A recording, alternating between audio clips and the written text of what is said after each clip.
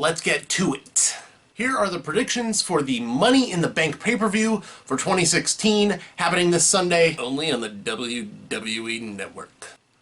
We know. Let's start with what I think is probably the most open contest, the Fatal 4-Way for the tag team titles. They don't give the Vaudevillains a huge chance, they just had their chance, and if they wanted to push them, they would have done it at the Extreme Rules pay-per-view a month ago.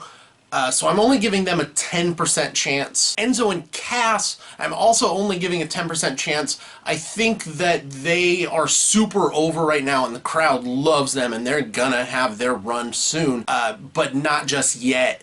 Where I think this is like completely split is between the New Day and the Club. If they're doing it right, they'll give it to the Club so they can have a good run with AJ Styles, really great dominant heel tag team, much like the Shield was a while back. So I'm giving them a 35% chance to win.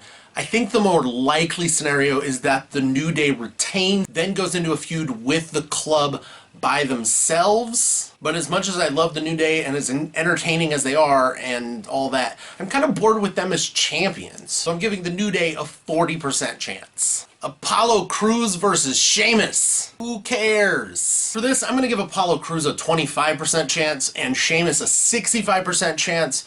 I think they want Sheamus to go over as a heel and Apollo to take more of a babyface role, so there will probably be some shenanigans.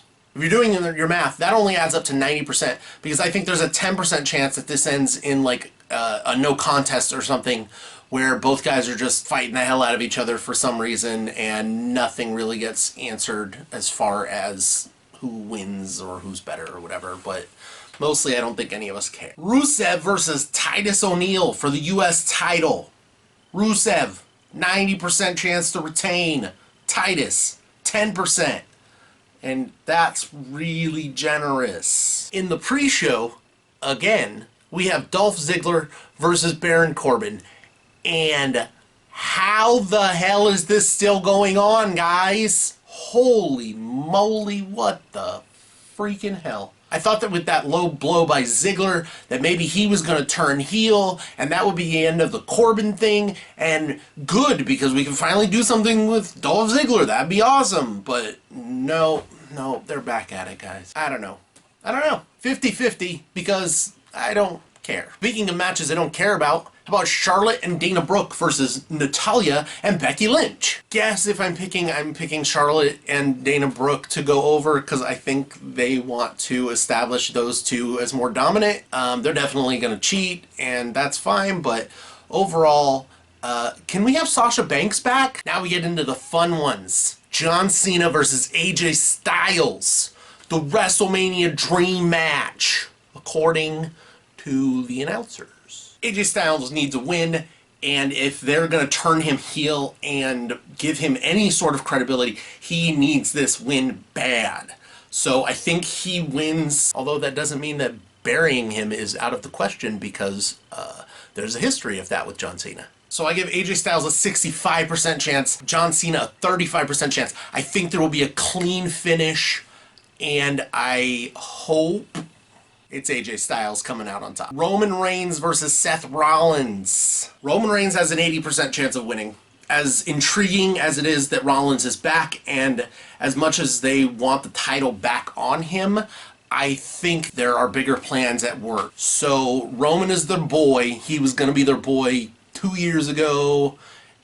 So he's going to go over. I think that's going to lead to a feud with John Cena for Roman Reigns. So we'll just see how that plays out. I'm not completely sure. So Rollins only gets a 20% chance. Money in the Bank match. So this is a good one because I think that between two guys, it comes down to Kevin Owens versus Dean Ambrose. You could make a video for an hour listing the reasons why either of these guys should win, and one of them is going to win the Money in the Bank. I think the other guys don't really stand any sort of chance. I give Jericho and Zayn a 5% chance each.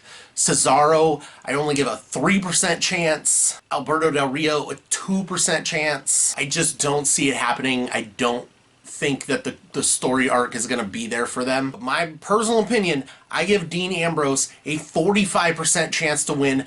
I give Kevin Owens a 40% chance to win. It really could be either of these guys, and that would be cool. It would be great to see a heel like Kevin Owens hold the briefcase, but I think they have bigger plans at work, like I was saying with Rollins, so I think Dean Ambrose has the edge. And if you want to know what I think is going to happen, here it is. Roman Reigns retains the title throughout the rest of the wrestling year, that is, into WrestleMania. Seth Rollins wins the Royal Rumble to get the right to fight Roman Reigns at WrestleMania. Dean Ambrose cashes in early to make it a triple threat match at WrestleMania for the title against all three members of the Shield. That would be awesome. That's how you book it. Come on, WWE. Also, it would be really cool to see Dean Ambrose with it. I feel like he could do a lot in his feud with Seth Rollins, in a teasing feud with Roman Reigns. So that is exciting. So I'm going to give him a slight edge. But Kevin Owens, they do love themselves a heel. And he's a good one. He's probably the best on TV right now. Okay, thanks guys. I gotta go. My battery's about to die. I'll see what I'm right about. Just gonna be pretty much everything. Duh.